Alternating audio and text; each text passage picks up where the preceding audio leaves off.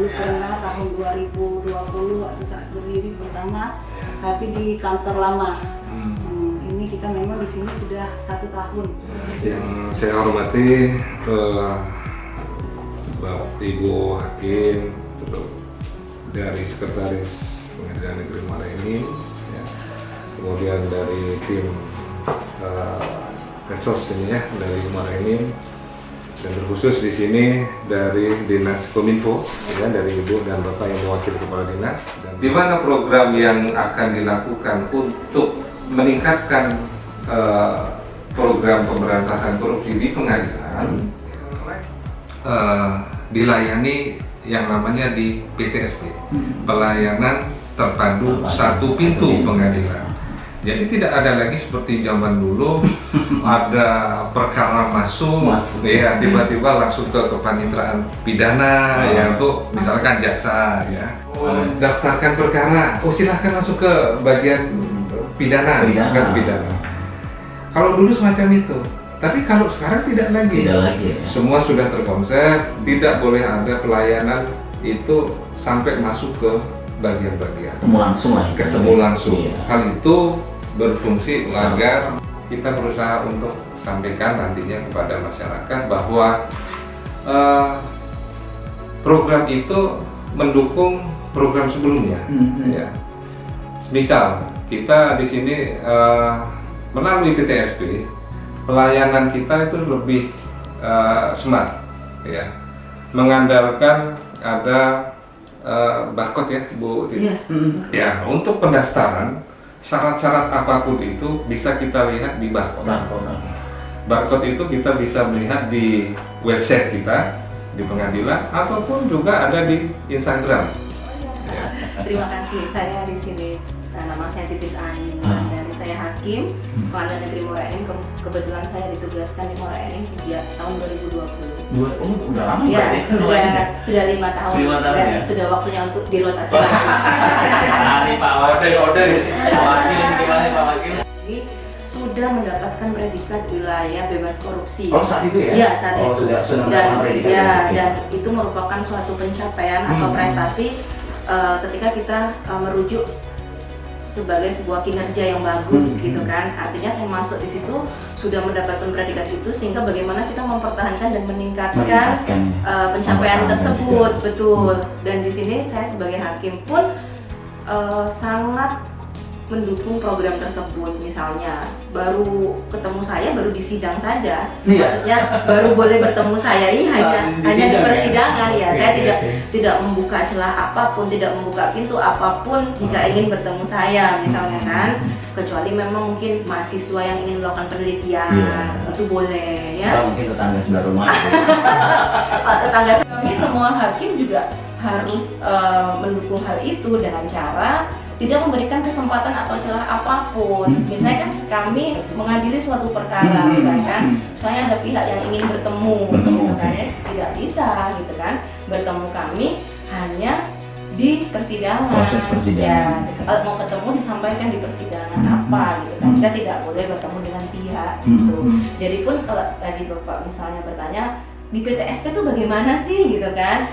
Kayak di PTSP tuh kayak ada meja, ada kayak bank Pak. Jadi ada nomor antrian. Kemudian nanti Bapak dipanggil kan. Misalnya Bapak mau ngapain ini? Mau ngurus surat keterangan ya, atau mau bikin surat mau gugatan, mau mendaftarkan gugatan. Ya, mau mendaftarkan kalau jaksa atau penyidik mau mendaftarkan penyitaan, jaksa melimpah berkas pidana. Itu semua ada nomor antrian. Dan kemudian prosedurnya kemudian ya yang terakhir tadi ini di trans rame, mau demo yang mau datang. Oke, silakan ya Pak. Baik, terima kasih. Pak siapa namanya? Pak Darto. Pak Darto. Unit 6. Baik, terima kasih Pak Darto atas pertanyaannya. Baik, terkait dengan suatu perkara, Pak Darto. Apabila ada masyarakat yang dia ada permasalahan ya di wilayahnya, kemudian ini khusus untuk perdata Pak ya, Pak Darto. Bukan pidana. Kalau pidana prosedurnya akan beda. Ya. Kadang-kadang ada bersinggungan, ada yang susah untuk membedakan, ada penyerobotan. Nah, bagaimana itu prosedur kalau itu pidana, kalau perdata bagaimana? Ya. Kalau ya dipisah-pisah. Iya, harus dipisah gitu. Jadi perlu ada penyampaian. Iya. Jadi ada beberapa hal memang untuk pendaftaran misal yang bisa ke pengadilan itu adalah perkara perdata. Iya, langsung ke pengadilan.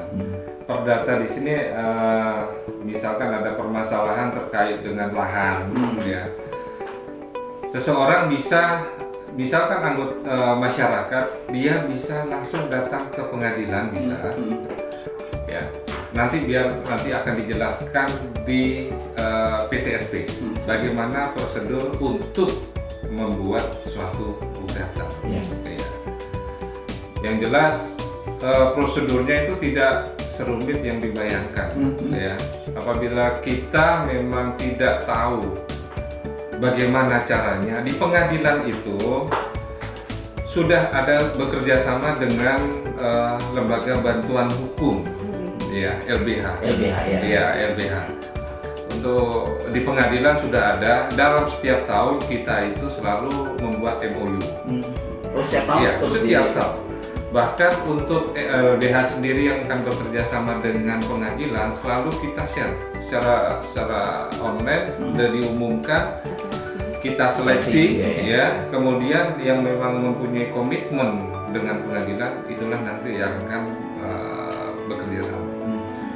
Secara aturan, karena itu sudah diatur oleh Mahkamah Agung dan Kementerian Hukum dan HAM, dibuat sedemikian rupa sehingga orang lain itu, ya, atau pihak lain itu bisa mengerti apa maksud permasalahannya. Kemudian petitum itu isinya adalah tuntutan, apa yang diminta. Itu dalam suatu gugatan. Nah, kami di pengadilan itu tidak mungkin akan menyerahkan itu sekarang. Kalau zaman dulu kita kadang-kadang bisa membuat, dan ada aturan yang memang di dalam HIRRBG, apabila seseorang itu sama sekali tidak bisa membaca dan menulis, kita pengadilan itu atau ketua pengadilan itu akan menunjuk salah satu petugas, ya, untuk membuatkan gugatannya. Jadi dia hanya menulis saja apa yang diminta, siapa yang digugat, ya seperti yang saya sampaikan tadi, susunan semacam itu. Nah, kalau untuk saat ini kita pengadilan tidak lagi membuat itu.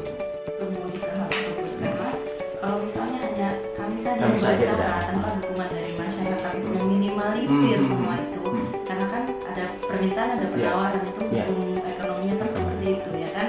Jadi kami menghimbau dan minta kepada masyarakat untuk selalu mendukung kami untuk mewujudkan wilayah birokrasi bersih dan melayani di Pengadilan Negeri Muara Enim.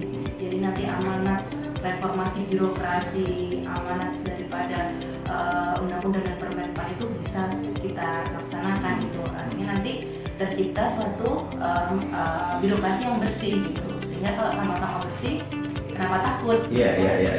Jadi intinya please mohon pengertiannya ya. Sama-sama gitu kan. Ya.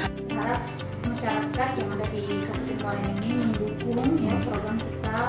Kita sudah mendapatkan predikat wilayah bersih dari korupsi, dan ke depan kita ingin mendapatkan predikat juga wilayah birokrasi bersih dan melayani. Dukung kita untuk bisa bekerja dengan baik, dengan bersih, dan bisa melayani masyarakat dengan sebaik mungkin. Ini saja. Pimpinan pengadilan berharap kepada seluruh stakeholder yang ada di Muara Enim dapat mendukung program kami dalam mewujudkan WBBM, yang mana manfaat WBK sebenarnya dan WBBM ini diharapkan dapat mewujudkan profesionalitas pemerintahan, ya, dan mewujudkan integritas yang tinggi di pemerintahan. Ya. Secara khusus kami dari Pengadilan Negeri Muara Enim bermohon bahwa untuk mewujudkan itu kami membutuhkan dukungan dari seluruh lapisan masyarakat di Kabupaten Muara Enim.